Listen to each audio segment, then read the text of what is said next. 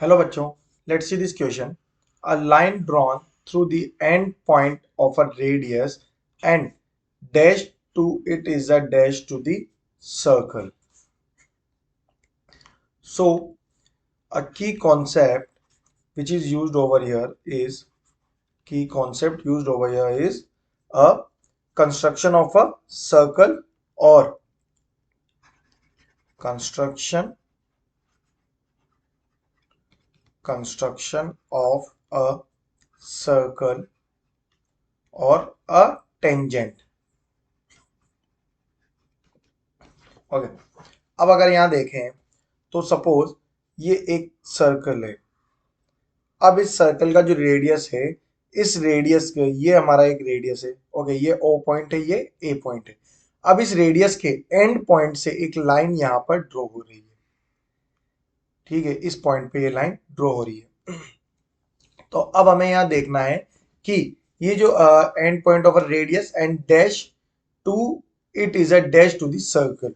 तो यहां से ठीक है, ये एक लाइन है, तो ये लाइन हम सपोज एल लाइन है। अब इसमें पॉइंट्स मार्क करें तो ये B point, C point, B dash, C dash, इस तरह से ये होंगे। अब ओ ए तो क्या है, यहाँ पर रेडियस है।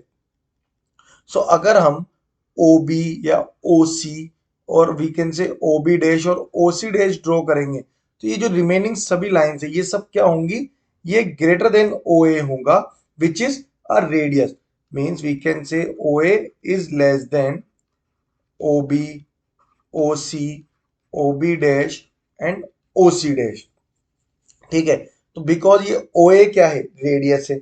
अब यहाँ पे ये जो लाइन ड्रॉ करी थी एल लाइन, इस लाइन ये लाइन सर्कल पे केवल एक ही पॉइंट पे टच कर रही है, दैट इज ए पॉइंट पे टच कर रही है, जो कि हमारा रेडियस बनाएगा ओ ए लाइन मिलके।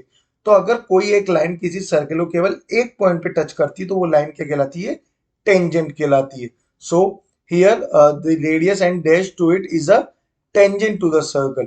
तो ये एल लाइन तो क्या हो गई, टेंजेंट हो गई सर्कल की।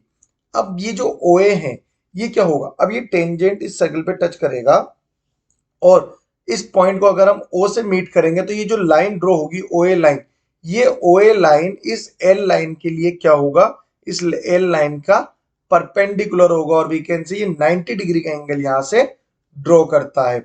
जो भी टेंजेंट होता है, ठीक है, उस टेंजेंट का जो पॉइंट सर्किल से टच हो रहा है, टेंजेंट पे जो पॉइंट सर्किल से टच होता है उस पॉइंट को अगर हम सेंटर से ज्वाइन करेंगे, ठीक है, तो सेंटर पे ज्वाइन करने पे जो रेडियस ड्रॉ होगा वो रेडियस उस टेंजेंट लाइन के साथ एक परपेंडिकुलर ड्रॉ करता है।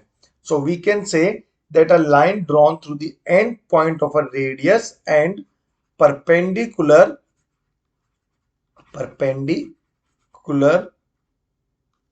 to it is a tangent to the circle. So our final answer is perpendicular and tangent. Hope you'll understand it well. Best of luck. Thank you.